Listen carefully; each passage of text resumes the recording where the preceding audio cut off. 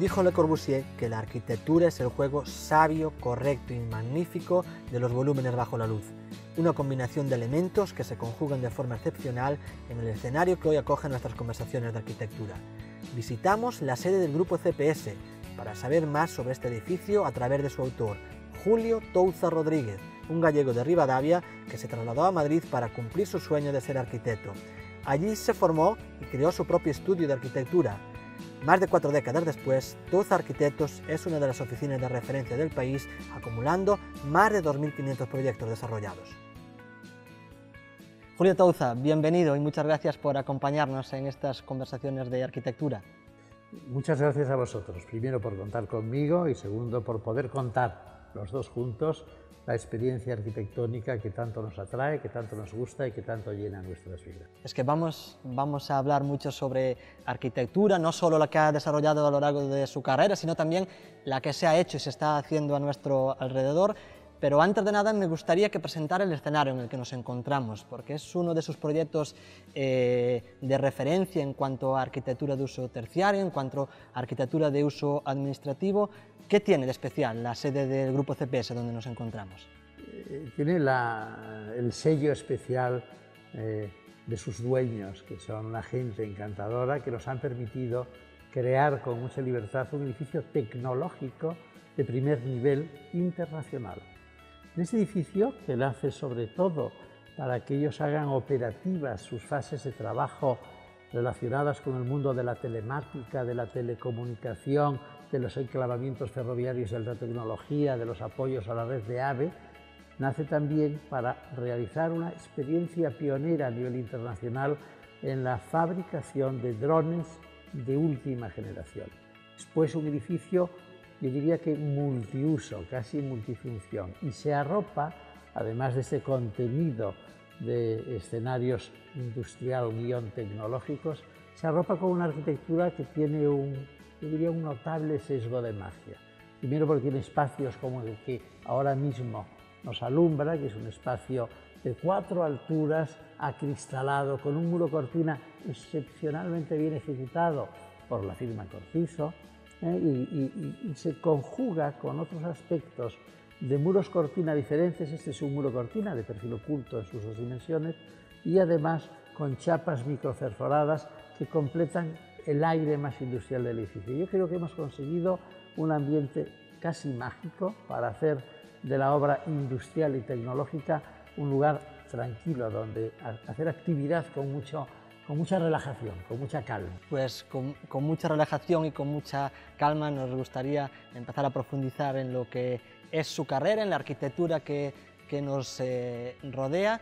Echamos la vista atrás y encontramos un chico de Ribadavia que deja su pueblo natal en Ourense y se va a Madrid a estudiar arquitectura.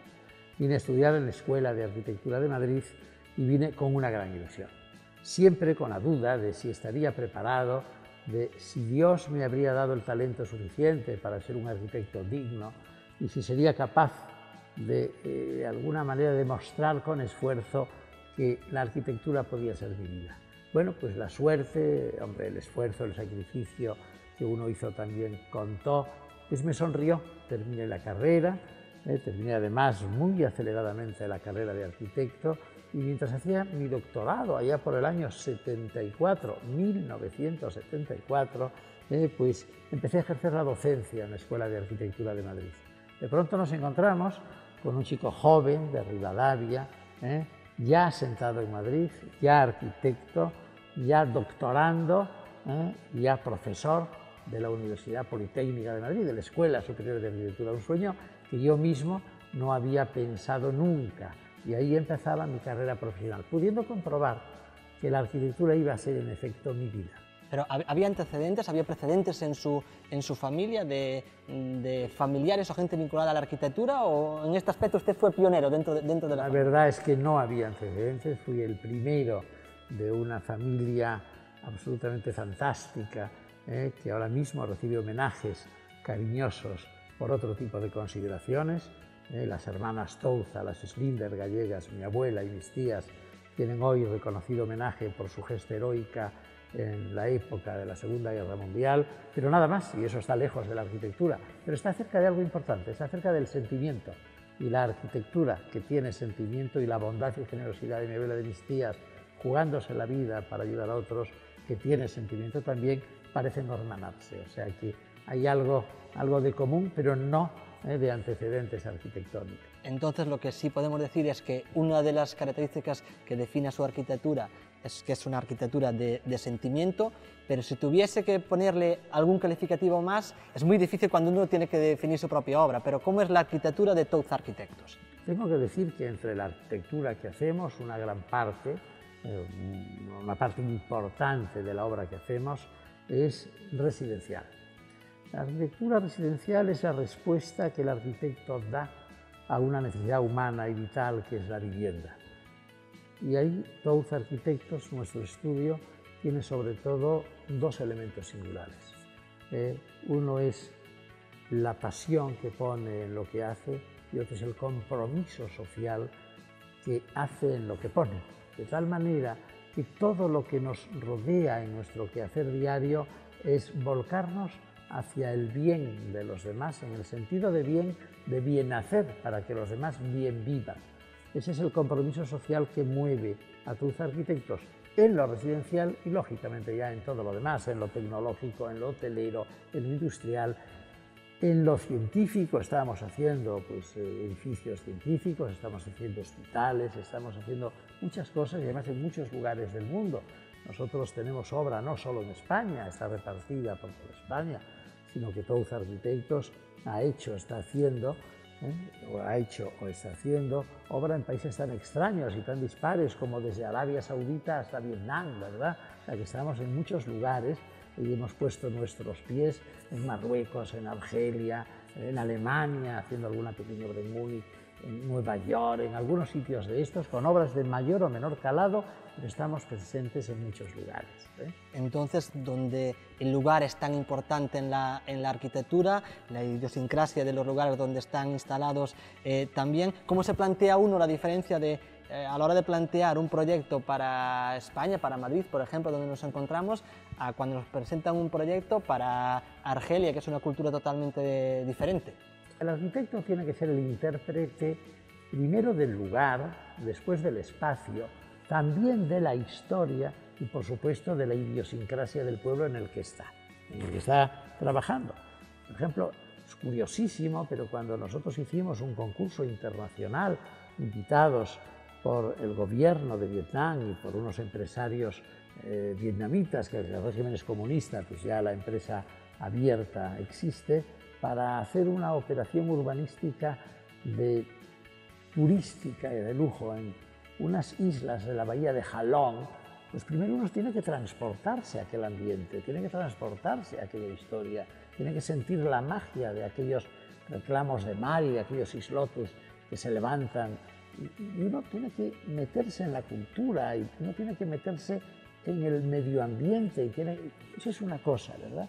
Por otro lado, cuando uno hace obra, por ejemplo, en Marruecos, pues lógicamente la corriente y la cultura islámica de un país como el marroquí, el propio paisaje, que es absolutamente distinto, tenemos que mirarlo todo. Es fundamental que el arquitecto se maride, se ennovie, se enamore del paisaje, para que después la arquitectura que surge en ese paisaje vaya acompañándolo y no vaya transgrediéndolo, no vaya arañándolo, no vaya haciéndole, en fin, heridas que después no tienen solución. El arquitecto debe ser muy considerado con el paisaje, totalmente considerado y sumiso. ¿Y lo está siendo?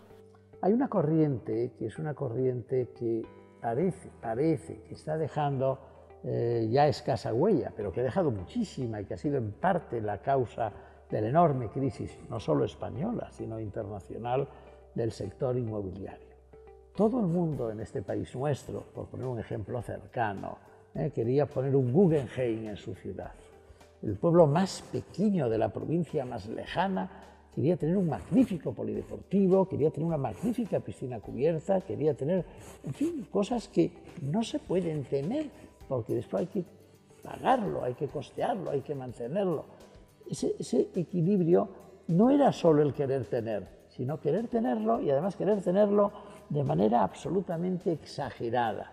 y de ahí salen cosas de las que hoy nos estamos arrepintiendo. Esa arquitectura de lo oropel, esa arquitectura de lo banal, esa arquitectura del artificio, gracias a Dios está desapareciendo. Tenemos que volver a una arquitectura más calmada. Decía Le Corbusier, lo decía también, ¿verdad?, que el material más económico, el material más bello, es la luz.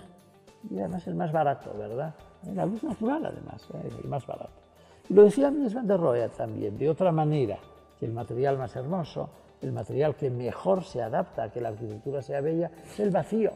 Vacío y luz es un poco lo mismo. Y aquí, en cambio, en lugar del vacío y de la luz, estábamos trabajando con cosas extrañas, con formas casi esotéricas, con pamplinas. La arquitectura puede ser espectacular si se quiere, pero no un espectáculo, porque el espectáculo está en el circo o en el teatro, no en la arquitectura. Y entonces, ¿a quién responsabilizamos de esa vorágine que nos invadió la arquitectura, pongamos en 10 años, es decir, inicios de los 2000 hasta que explota la crisis? Todos tenemos parte de culpa, unos más y otros menos. Algunos siempre hemos dado la voz de alerta, pero también hemos pecado, también hemos pecado. ¿Le han planteado a usted alguna vez, en esa época, llegan a su oficina y digan, me gustaría que hiciese tal obra, y usted la valora y es una obra demasiado faraónica o espectacular, o lo que me están pidiendo para lo que necesitan los habitantes de este pueblo o de esta ciudad? ¿Le plantearon ese caso? Sí, es muy fácil decirlo a toro pasado, ¿verdad? Porque, en fin, podría hasta inventármelo, ¿no? Pero no es el caso. Así es. Y concretamente en dos proyectos singulares que, lógicamente, pues dije que no era yo el más adecuado para hacerlos, que era una manera de rechazarlos, ¿no? Y expliqué el por qué lo rechazaba, porque lo que se me pedía era un papel de celofán que envolviera un magnífico caramelo, era un envoltorio, ¿verdad? Era una caja bonita, y no era realmente un edificio lo que me pedían. Uno fue una estación de ferrocarril importante, lógicamente no se hizo y todavía está sin hacer, y otro era un gran centro comercial, que parece que se prestaba más a la gracia pero tampoco quise hacerlo. Me parecía que en aquel momento era un derroche inútil y además que la arquitectura no era eso, la arquitectura es otra cosa. La arquitectura es compromiso, como decía antes, es ética, es una responsabilidad social que nos lleva a los arquitectos a advertir, mire usted, se puede hacer lo que se puede hacer, pero no se puede hacer todo lo que uno quiere, sino lo que debe hacerse. Sí, rechacé algunos, efectivamente. Vamos a hablar de sus referentes, vamos a volver al pasado otra vez.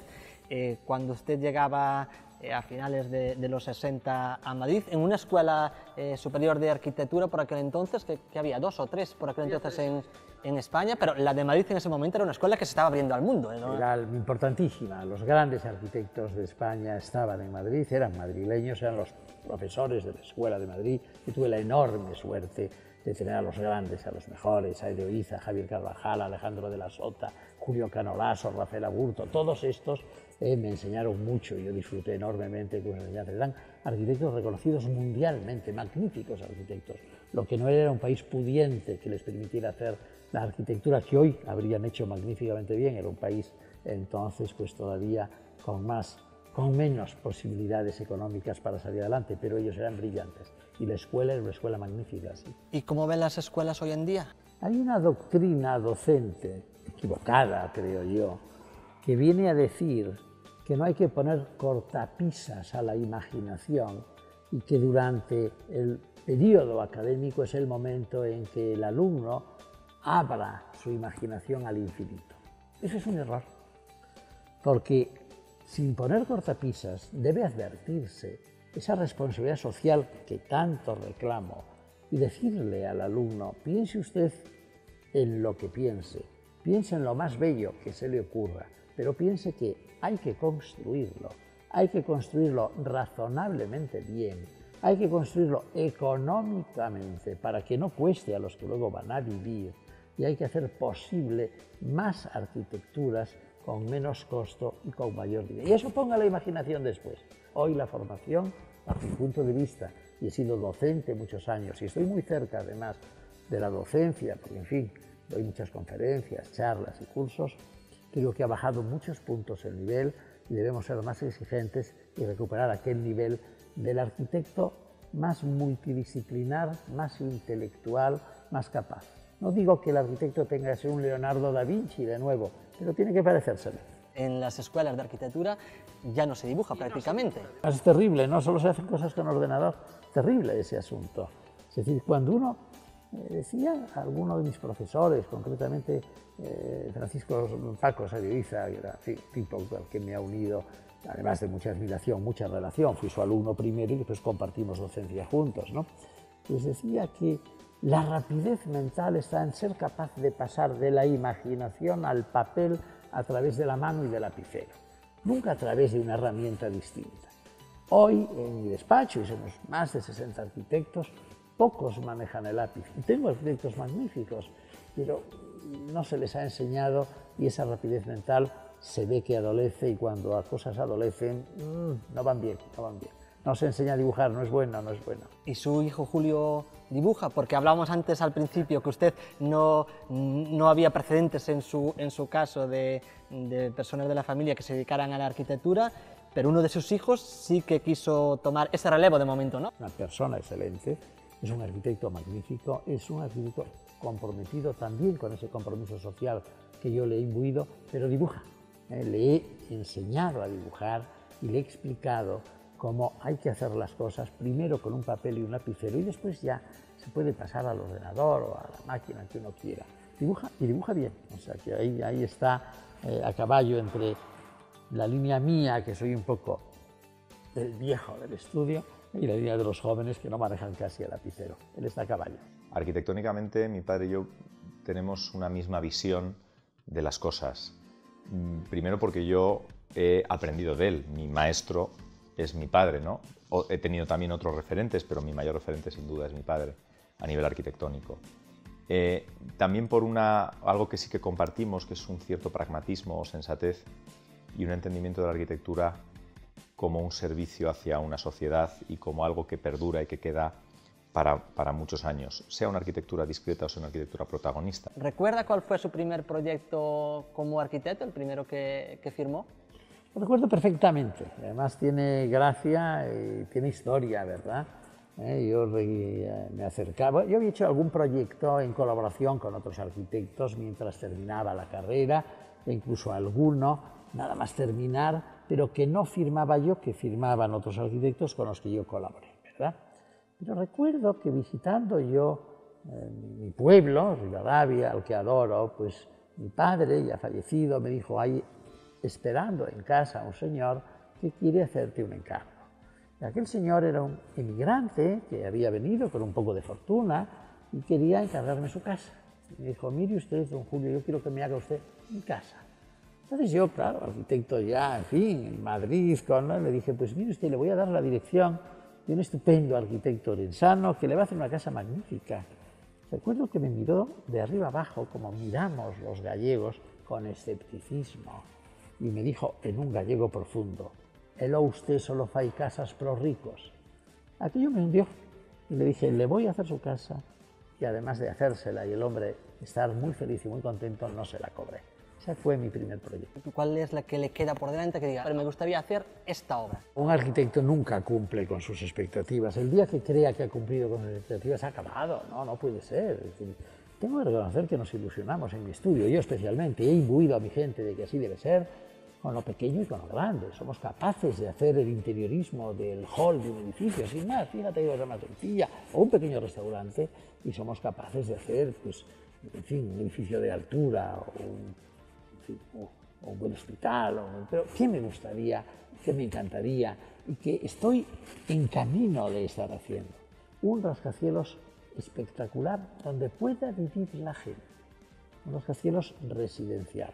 Y tengo que reconocer que estoy construyendo ya uno en Madrid, al lado de Madrid Río, que ha sido muy celebrado, estamos ahora en la cimentación, y que estoy proyectando dos gemelos que van a ser el pórtico de un acceso de una zona de Madrid deteriorada y que yo creo que le darán la vida y la reconvertirán en un icono de que aquel lugar, que ha sido casi nada porque está muy abandonado, puede recuperarse y ser mágico. Pero no quiero poner el carro antes que los bueyes, por consiguiente vamos a esperar.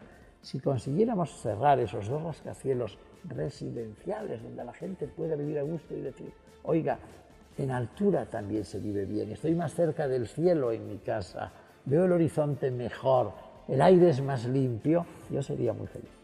Pues con esos proyectos que esperamos que se cumplan cuanto antes, ponemos punto y final, o mejor dicho, punto y seguido a estas conversaciones de arquitectura, porque seguro que en un futuro tendremos tiempo para seguir charlando y acercando a la gente que ve estos espacios, pues para hablar de arquitectura, que es verdad que hoy en día quedan espacios muy pocos espacios en la televisión, en los medios, que den cabida a la arquitectura, algo tan importante para la sociedad, y que posiblemente fruto de eso haya pasado lo que ha pasado. Pues yo os doy las gracias, primero porque sois muy generosos concediéndome esta entrevista que seguramente no merezco. Segundo, porque sois una empresa extraordinaria con un valor de crecimiento y de futuro increíble. Si uno mira atrás en lo que era la compañía y lo que soy Cortizo, se queda impresionado y admirado. Por eso yo estoy apoyando siempre a las gentes creadoras, innovadoras, que son responsables y que hacen muy bien su trabajo, como sois vosotros. Creo que ese tipo de pequeñas charlas deberían prodigarse. Hay muchos arquitectos que estarían dispuestísimos a contar parte de su vida, de su historia, de sus problemas arquitectónicos, hablo, para que los demás los entiendan. Pero sobre todo creo que es enriquecedor para dos cosas. Para los estudiantes y jóvenes ilusionados con ser arquitectos, para que entiendan que la arquitectura tiene más caras, más colores, más facetas que la de la gracieta sin más. Y para la gente en general que se interesa mucho por la arquitectura, pero como le cuentan poco, no tiene capacidad para saber lo suficiente. Es decir, yo creo que a la gente hay que contarle muchas cosas de las bondades de la arquitectura, de lo que es un buen diseño arquitectónico, para que la gente se interese más aún. Y seguramente sería bueno que programas de radio y de televisión se prodigasen más, que entonces hubo algunos, hoy ya apenas hay. Muchísimas gracias.